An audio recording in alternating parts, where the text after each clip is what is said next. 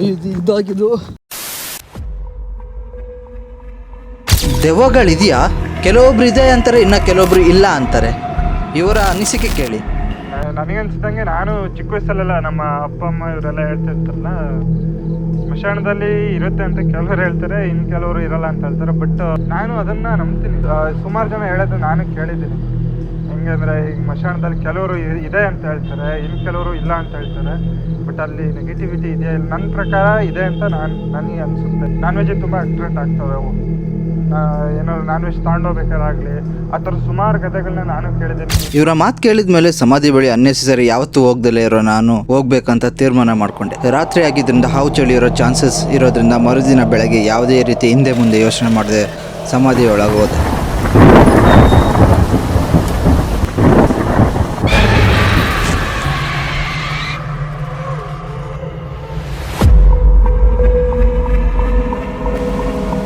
Already ನಂಗೆ ಈಗಲೇ ಸ್ವಲ್ಪ ಭಯ ಅನ್ನಿಸ್ತಿದೆ. ಯಾಕಂದರೆ ಏನಾರೇ ಇರುತ್ತೆ ಅಂತಂತಲ್ಲ, ಬಟ್ ಸ್ಟಿಲ್ ಏನೋ ಒಂಥರ ಭಯ. ಆಗಷ್ಟೇ ಜೋರಾಗಿ ಮಳೆ ಬಂದು ಸೋನೆ ಸುರಿತಿತ್ತು. ಒಂದು ಕಡೆಯಿಂದ ಸಮಾಧಿ ಪೂರ್ತಿ ಓಡಾಡಿದೆ. Literally nothing. ಎಲ್ಲ ನಾರ್ಮಲ್ ಆಗಿದೆ ಅಂತ ಅಂದ್ಕೊಂಡಂಗೆ ಸಡನ್ನಾಗಿ ಬಿದ್ದೆ. ನಾನು ನಿಂತಿರೋ ಜಾಗದಲ್ಲಿ ಯಾರನ್ನೋ ಹಾಕಿದ್ರು. ನನಗೆ ಸ್ವಲ್ಪನೂ ಐಡಿಯಾ ಇಲ್ಲದೆ ಅದ್ರ ಮೇಲೆ ನಿಂತಿದ್ದೆ. ಏನಾದರೂ ನೆಗೆಟಿವ್ನ ಅನುಭವ ಆಗುತ್ತಾ ಅಂತ ಅಲ್ಲೇ ಗೋರಿ ಮೇಲೆ 2 hours ಕೂತ್ಕೊಂಡೆ.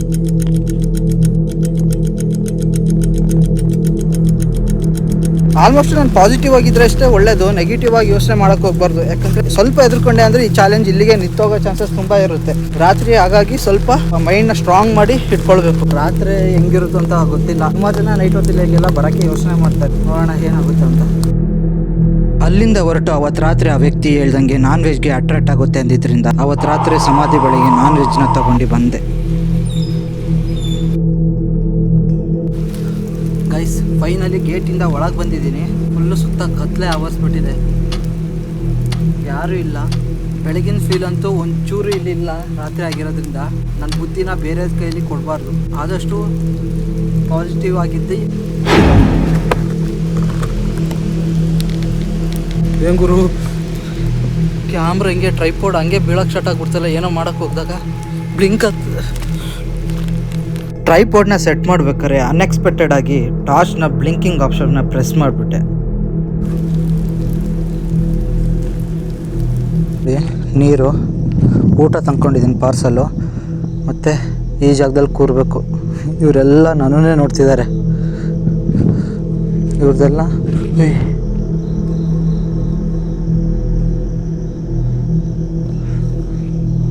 ಹೊಸ ಬಾವುಲಿಗಳು ಸಿಕ್ಕಾಪಟ್ಟೆ ಇದ್ದಾವೆ. ಹಂಗೆ ಆರಾರು ಹೋಗ್ತಿದ್ರು, ಭಯ ಆಗ್ತಿದೆ. ಬಟ್ ಆದರೂ ಏನೋ ಒಂಥರ ಬಂಡು ಧೈರ್ಯ. ಇಲ್ಲಿ ನೋಡಿ, ಇವ್ರದ್ದು ಇವರು 1973 ಹುಟ್ಟಿ, ಡೆತ್ತು 17/2020 ಅಂದರೆ ಎಕ್ಸಾಕ್ಟಾಗಿ 47 ವರ್ಷ ಇವರಿಗೆ. ಈಗೇನಾರು ಇದ್ದಿದ್ರೆ 51 ವರ್ಷ ಆಗೋದು 2024ಕ್ಕೆ. ಹಂಗೆ ಇವರು 1999ರಿಂದ 2020. ಮೇರಿ ಜೋಸೆಫ್ ಇವರು. ಸಮ್ಟೈಮ್ಸ್ ಭಯ ಆಗುತ್ತೆ. ಹಂಗೆ ನಾನು ನಿಜವಾಗ್ಲೂ ಹೇಳ್ತೀನಿ, ನಾನು ಲೈಫ್ ಟೈಮಲ್ಲಿ ಯಾವತ್ತೂ ಸ್ಮಶಾನಕ್ಕೆ ಬಂದಿದ್ದಿಲ್ಲ ಇಷ್ಟೊತ್ತರಲ್ಲಿ. ಟೈಮೂ ನಿಮ್ಗೆ ತೋರಿಸ್ತೀನಿ ತಡ್ರಿ. ಮೈಕಿಗೆ ರೆಕಾರ್ಡ್ ಮಾಡಿದ್ದೀನಿ. ಕರೆಕ್ಟು ಟೈಮ್ ನೋಡ್ತಿದ್ದೀರಾ? ಕಾಣ್ತಾ ಇದೆಯಾ ಏನಾದರೂ? ಕರೆಕ್ಟು ಈಗ ಎಕ್ಸಾಕ್ಟಾಗಿ 12 ಗಂಟೆ. ಬೋನು, ಮನುಷ್ಯರದ್ದು ಬೋನ್ ಇದು. ಇದು ಹಿಂಗೆ ಬಂತು ಈ ಜಾಗದಲ್ಲಿ ಇದೆಯಲ್ಲ. ಇಲ್ಲಿ ನೋಡಿ, ಯಾವುದೋ ಬೋನ್ ಬಿದ್ದಿದೆ. ಇದು ಪ್ರಾಣಿದಲ್ಲ, ಇದು ಮನುಷ್ಯರದ್ದು ಯಾರ್ದೋ ನೋಡಿ. ಸಾಹಸ ಅಲ್ಲ ಗುರು, ಇದು ಮುರಿದೋಗ್ಬಿಟ್ಟಿದೆ. ಇಲ್ಲಿ ನೋಡಿ, ಕಟ್ಟಿರೋದೆಲ್ಲ ಇಲ್ಲಿ ಒಳ್ಳೆ ಬಿದ್ದೋಗ್ಬಿಟ್ಟಿದೆ. ಒಳಗೆ ಫುಲ್ಲು ಎಂಟಿ. ಏನೋ ಸಿಮೆಂಟ್ ಥರ ಏನೋ ಕಾಣ್ತಾಯಿದೆ ಅಷ್ಟೇ, ಕಾಂಕ್ರೀಟ್ ಥರ ಏನೋ ಇದೆ. ಇಂಥ ಜಾಗಕ್ಕೆ ಬಂದರೆ ಒಬ್ಬೊಬ್ಬನೇ ಬಂದು ವಿಡಿಯೋ ಮಾಡ್ಕೊಂಡು ಇದೆಲ್ಲ ಮಾಡೋದು ತುಂಬ ಡೇಂಜರ್ ಅನ್ನೋಕ್ಕಿಂತನೂ ಸ್ವಲ್ಪ ಧೈರ್ಯ ಇರಬೇಕು ಮಾಡೋದಕ್ಕೋಸ್ಕರ ವಿಡಿಯೋ. ಇಲ್ಲಾಂದರೆ ಏನೇ ಬಂದರೂ ನಾನು ಫೇಸ್ ಮಾಡ್ತೀನಿ ಅನ್ನೋದೊಂದು ಧೈರ್ಯ ಇರಬೇಕು. ಹಂಗಾದ್ರೆ ಮಾತ್ರ ಬಂದು ಇರಬೇಕು. ಇಲ್ಲಾಂದರೆ ಸುಮ್ಮನೆ ಬರ್ತೀನಿ ಅಂದರೆ ಆಗಲ್ಲ. ಇಲ್ಲಿ ಮರ ಗಿಡಗಳೆಲ್ಲ ಇರ್ತಾವಲ್ಲ, ಅದರಲ್ಲೆಲ್ಲ ಪಕ್ಷಿಗಳೆಲ್ಲ ಗೂಡು ಕಟ್ಟಿರ್ತವೆ. ಸಡನ್ನಾಗಿ ನಾವು ಬಂದಿದ್ದ ತಕ್ಷಣ ಎದ್ರುಕೊಂಡು ಹಾರ್ಬಿಡ್ತಾವಲ್ಲ, ಆ ಹೆದರಿಕೆಗೇ ಭಯ ಬಿದ್ದು ಹೆಚ್ಚು ಕಮ್ಮಿ ಆಗೋ ಚಾನ್ಸಸ್ ತುಂಬಾ ಇರುತ್ತೆ. ಸೊ ವಿಲ್ ಪವರ್ ಸ್ವಲ್ಪ ಗಟ್ಟಿ ಇರೋರು ಮಾತ್ರ ಬರಬೇಕು ಇಷ್ಟೊತ್ತಿನಲ್ಲಿ. ನಾನೀಗ ನಡ್ಕೊಂಡು ಹೋಗ್ತಿರೋ ಜಾಗನೂ ಇರೋದು ಜಾಗನೇ. ವಾಯ್ಸು ಭಯಕ್ಕೆ ವಾಯ್ಸು ರೈಸ್ ಆಗ್ತಿಲ್ಲ ನಂದು.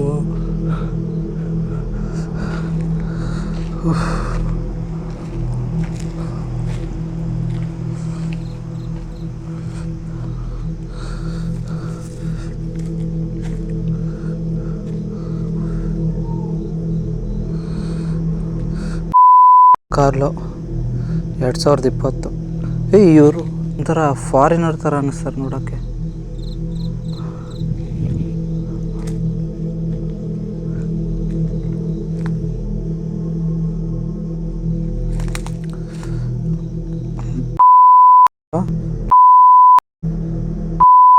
A tribute of love from wife, sons, daughters-in-law, son-in-law, grandchildren. ಇವರಂದರೆ ನೀವು ಹಿಂಗೆ ಯೋಚನೆ ಮಾಡಿ, ಇವರಿಬ್ಬರು ಅಪ್ಪ, ಇವರು ಮಗ, ಅವರು ಅಮ್ಮ, ಎಂಟೈರ್ ಫ್ಯಾಮಿಲಿ ಒಂದೇ ಜಾಗದಲ್ಲಿ ಹಾಕಿದ್ದಾರೆ ನೋಡಿ. ಶಬ್ದ ಆಗಬಾರ್ದು ಒಂದೇ ಹೇಳು.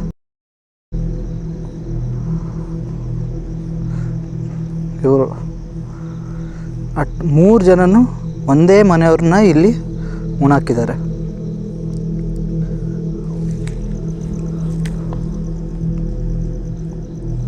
ಹಾವು ಹುಳ ಹುಟ್ಟಗಳಿರುತ್ತೆ, ಆದಷ್ಟು ನಾನು ಹುಷಾರಾಗಿ ಹೋಗಬೇಕು. ಸ್ಯಾಟ್ರಿನ್ ಲಸ್ರಡೋ 1927ರಿಂದ 2011.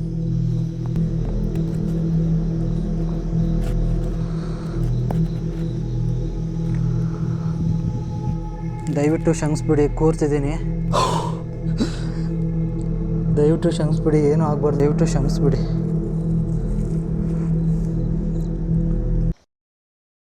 ದೇವರಣ್ಣ ಗುರು, ಸೀರಿಯಸ್ಲಿ ಭಯ ಆಗ್ತಿದೆ ನನಗೆ. ಕಬಾಬ್ ಪೀಸು,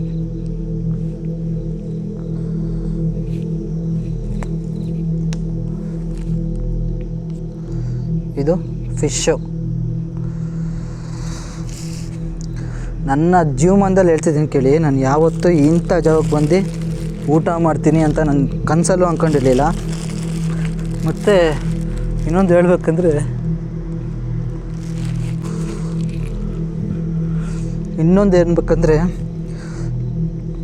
ಫಸ್ಟ್ ಟೈಮು ಇಷ್ಟೆಲ್ಲ ಊಟ ಇದ್ರೂ ತಿನ್ನಬೇಕಂತ ನನಗೆ ಫೀಲ್ ಆಗ್ತಾಯಿಲ್ಲ.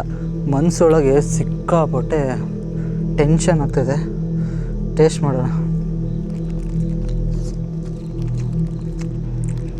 ಫಿಶ್ಶು,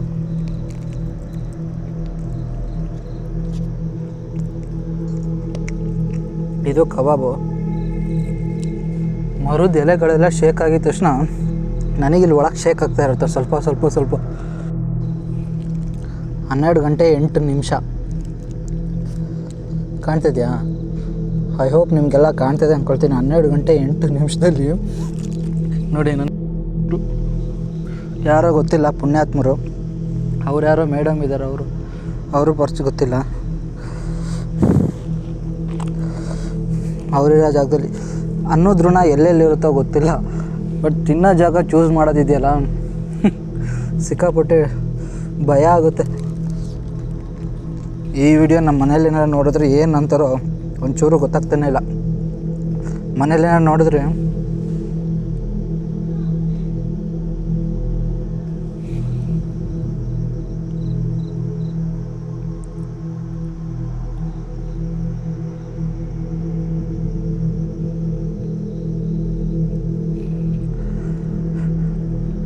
ಈ ವಿಡಿಯೋನ ನಮ್ಮ ಮನೇಲಿ ಏನಾದ್ರು ನೋಡಿದ್ರೆ ನನಗೆ ಲೈಫ್ ಟೈಮಲ್ಲಿ ಇನ್ನು ಮತ್ತೆ ವಿಡಿಯೋ ಮಾಡೋಕ್ಕೆ ಬಿಡಲ್ಲ ಅನಿಸುತ್ತೆ.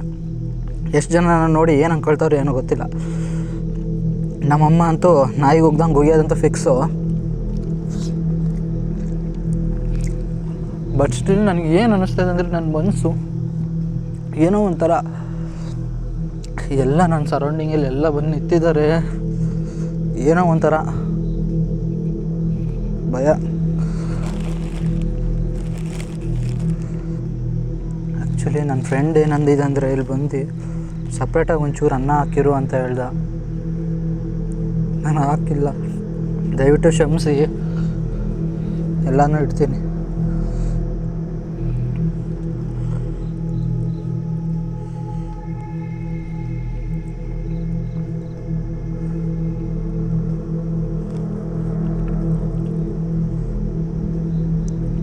ಫಿಶು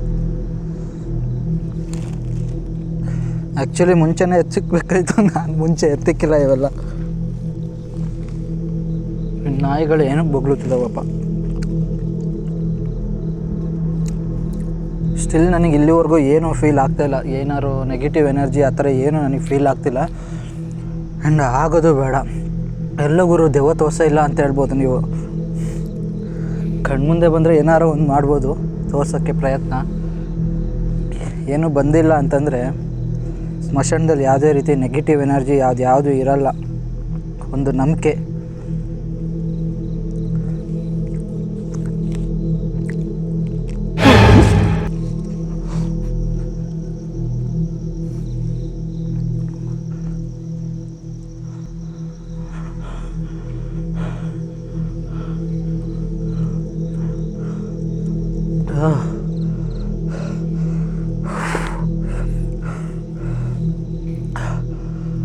ಒಂದು ಸೆಕೆಂಡ್ ಎಲ್ಲ ಬಾಯಿ ಬಂದಾಗ ಬಿಟ್ಟು ನನಗೆ ಸಡನ್ನಾಗಿ ಏನೋ ಫೀಲ್ ಟಚ್ ಮಾಡೋ ಥರ ಏನೋ ಒಂಥರ ಭಯ ಅನಿಸ್ಬಿಡ್ತು ನನಗೆ.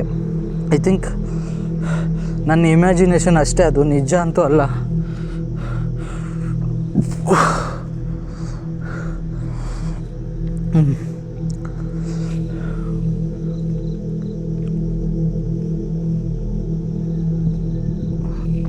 ಫಸ್ಟ್ ಟೈಮ್ ವೀಡಿಯೋ ರೆಕಾರ್ಡ್ ಸ್ಟಾರ್ಟಾಗಿ ಸುಮಾರು ಹೊತ್ತಾಗಿದೆ. ಒಬ್ಬ ವ್ಯಕ್ತಿಗೆ ಒಂದು 5 ನಿಮಿಷ ಸಾಕು ಊಟ ಮಾಡೋಕ್ಕೆ. ನಾನು 5 ನಿಮಿಷದ ಮೇಲೆ ತಗೊಂಡಿದ್ದೀನಿ ಅಂದರೆ ಊಟ ಹೋಗಲ್ಲ ಒಳಗಡೆ ಎಲ್ಲಿದ್ದರೆ.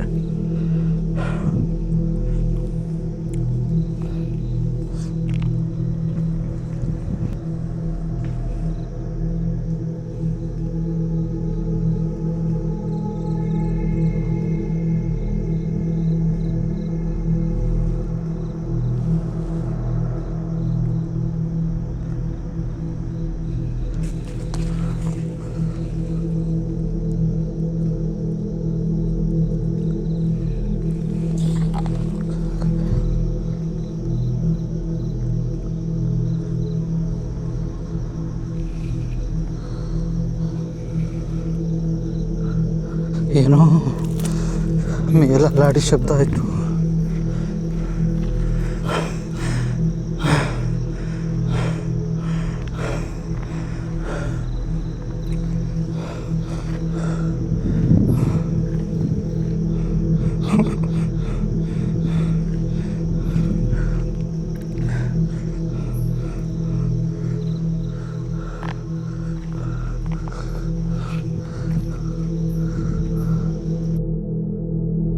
ಊಟ ಮಾಡ್ತಿದ್ದೆ ನೋಡಿ, ಪೀಸೆಲ್ಲ ಹಂಗೆ ಉಳಿಸ್ಬಿಟ್ಟೆ.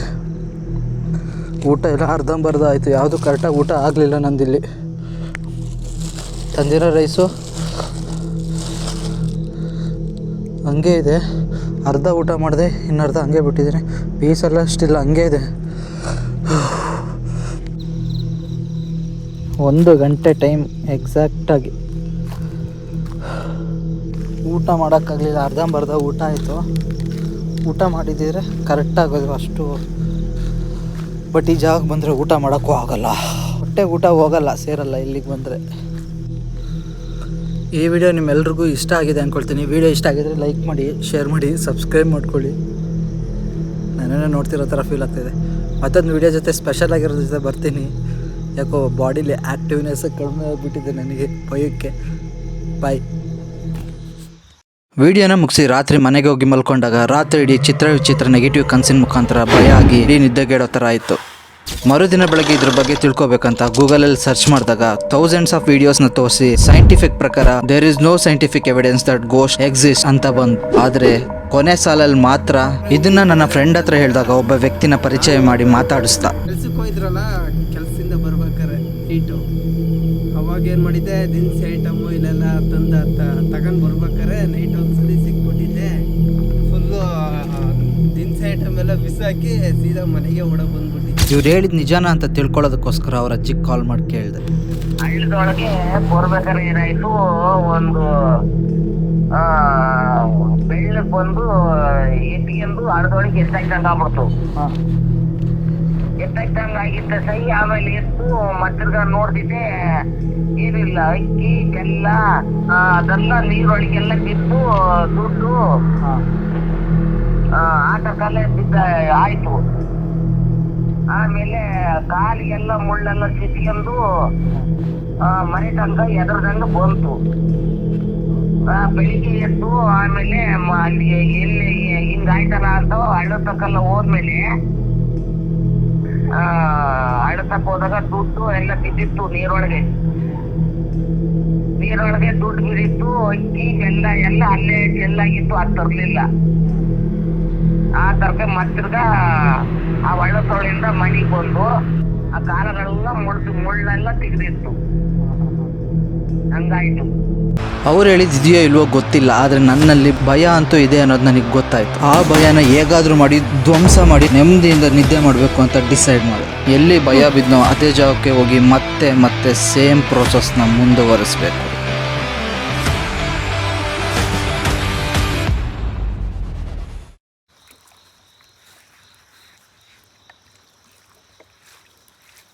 It's heat our night dinner in smashana. Rice ಚೆನ್ನಾಗಿದೆ, ತುಂಬ ಟೇಸ್ಟಿಯಾಗಿದೆ.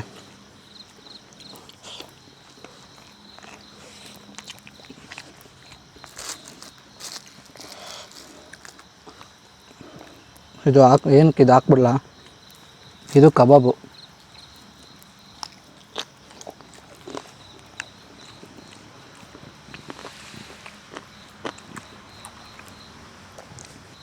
ಇದೊಂದು ಚಾಲೆಂಜು.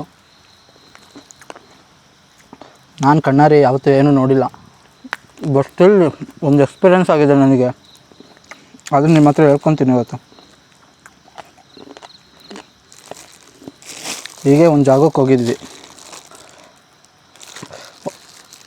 ಹೋಗಿದ್ವಿ ನೈಟು ನಿಯರ್ ಟೈಮು ಹೋಗಿದ್ವಿ. ಸೊಳ್ಳೆ ಗುರು, ಸೊಳ್ಳೆ ಸಿಕ್ಕಾಬಿಟ್ಟೆ ಕಚ್ತೈತಿ. ನೈಟ್ ಹೋಗಿದ್ವಿ, ಅಲ್ಲಿ 12 ಗಂಟೆ ಆಗಿತ್ತು. ಆಮೇಲೆ ನನಗೆ ವಾಶ್ರೂಮಿಗೆ ಅರ್ಜೆಂಟ್ ಆಗ್ತಾಯಿತ್ತು ಅಂತ ಹೇಳ್ಬಿಟ್ಟು ಯೂರಿನ್ ಪಾಸ್ ಮಾಡಬೇಕಂತ ಯೂರಿನ್ ಪಾಸ್ ಮಾಡಬೇಕು ಅಂತೇಳಿ ಒಂದು ಜಾಗಕ್ಕೆ ಹೋಗಿದ್ದೆ. ಆ ಜಾಗದಲ್ಲಿ ಏನಾಯ್ತಂದರೆ, ಹಿಂಗೆ ಇದು ರೋಡು, ಇದ್ರ ಟರ್ನಿಂಗ್ ಇರುತ್ತೆ. ಒಂದು ಚರ್ಚು, ಅದರ ಪಕ್ಕದಲ್ಲಿ ಟರ್ನಿಂಗ್ ಇದೆ ವಾಶ್ರೂಮಿಗೆ ಹೋಗೋಕ್ಕೆ. ಅಲ್ಲಿ ನಾನು ಹಿಂಗೆ ಹೋಗೋಕೆ ಹೋಗಿದ ತಕ್ಷಣ ಆ ಪಕ್ಕದಲ್ಲಿ ಒಂದು ಬೇಲಿ ಇದ್ದಾವೆ ದೊಡ್ಡದು. ಆ ಬೇಲಿ ಯಾವ ಥರ ಇದೆ ಅಂದರೆ ತುಂಬ ದೊಡ್ಡದು, ಅಲ್ಲಿ ಏನೂ ಆಗೋಲ್ಲ. ಬಟ್ ಸ್ಟಿಲ್ ನನಗೇನು ಅನ್ನಿಸ್ತಂದರೆ, ಒಬ್ಬ ವ್ಯಕ್ತಿ ನಡ್ಕೊಂಡು ಬೇಲಿಯಿಂದ ಹೋದಂಗೆ ಅನ್ನಿಸ್ತು ನನಗೆ.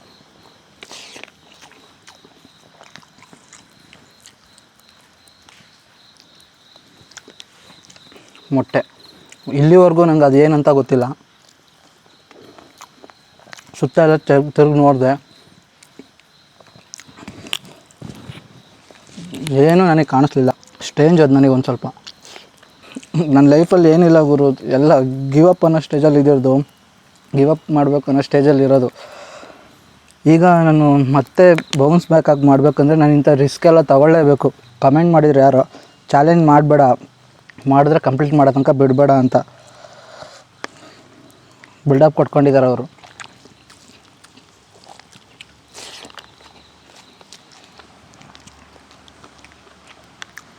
ದಯವಿಟ್ಟು ಕ್ಷಮಿಸಿ ಸರ್, ನಿಮಗೆ ತೊಂದರೆ ಕೊಡಬೇಕಂತ ಬಂದಿಲ್ಲ.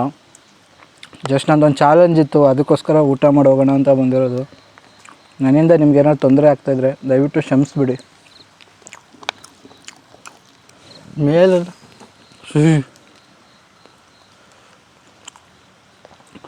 ಗುರು, ಮೇಲೆಲ್ಲ ಪಕ್ಷಿಗಳಿದೆಯವಲ್ಲ, ಸಡನ್ನಾಗಿ ಹಾರ್ಬಿಡ್ತು, ಜಲ್ ಅಂದ್ಬಿಡ್ತಾ ಇದೆ. ಏನಾಗಲ್ಲ, ಸ್ಟ್ರಾಂಗ್ ಅಂಥದ್ದೇನಿಲ್ಲ ಇಲ್ಲಿ. ಮೈಂಡ್ಸೆಟ್ ಅಷ್ಟೇ, ಮೈಂಡ್ಸೆಟ್ನ ಸ್ಟ್ರಾಂಗ್ ಮಾಡ್ಕೊ. ನಿನ್ನ ಕೈಲಾಗುತ್ತೆ, ನೀನು ಕಂಪ್ಲೀಟ್ ಮಾಡ್ತೀಯ ಇದನ್ನು. ಯಾವುದೇ ರೀತಿ ಏನಿಲ್ಲ. Be strong, be powerful. ನಿನ್ನ ಕೈಲಾಗುತ್ತೆ.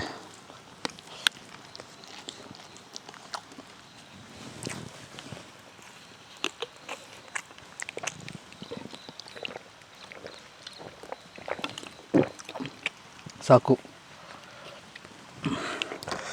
ಜಾಸ್ತಿ ತಿನ್ನೋಕ್ಕಾಗ್ತಿಲ್ಲ, ಜಾಸ್ತಿ ಕ್ವಾಂಟಿಟಿ ಜಾಸ್ತಿ ಕೊಟ್ಟಿದ್ದಾನೆ.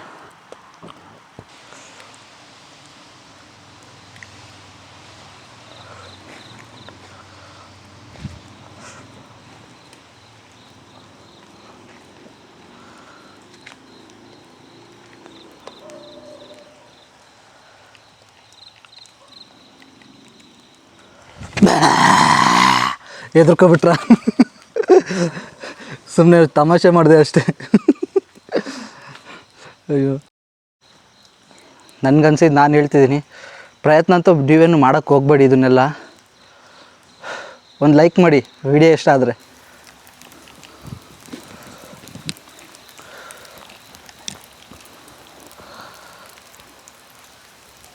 ಹಾಗೆ ಇದ್ದತ್ತಲ್ಲ ಕೂರಕ್ಕೆ ಹೋದರೆ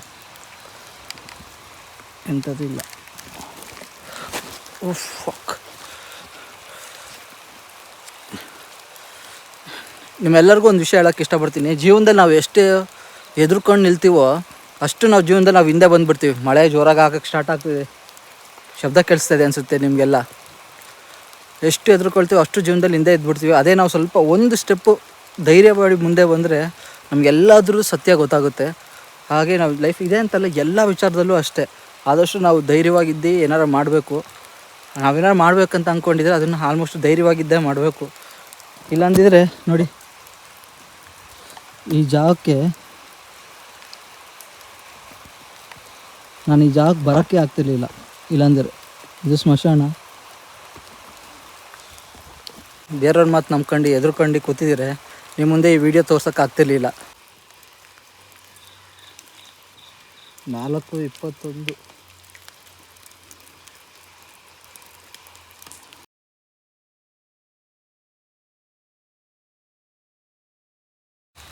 ಕೋಳಿಗಳು ಕೂಗಕ್ಕೆ ಸ್ಟಾರ್ಟ್ ಆಗಿದೆ, ಅಂದರೆ ಆಲ್ಮೋಸ್ಟು 5 ಗಂಟೆ ಆಗ್ತಾ ಬಂದಿದೆ. ವಿಡಿಯೋ ಇಷ್ಟ ಆಗಿದರೆ ಲೈಕ್ ಮಾಡಿ, ಶೇರ್ ಮಾಡಿ, ಸಬ್ಸ್ಕ್ರೈಬ್ ಮಾಡ್ಕೊಳ್ಳಿ. ಮತ್ತೊಂದು ವಿಡಿಯೋ ಜೊತೆ ಸಿಗ್ತೀನಿ. ಹಾಗೆ ಸ್ಪೆಷಲ್ ಆಗಿರೋದು ಏನೋ ತರ್ತಿರ್ತೀನಿ ಅಂತ ಹೇಳ್ತಾ ಬಾಯ್ ಬಾಯ್ ಬಾಸು.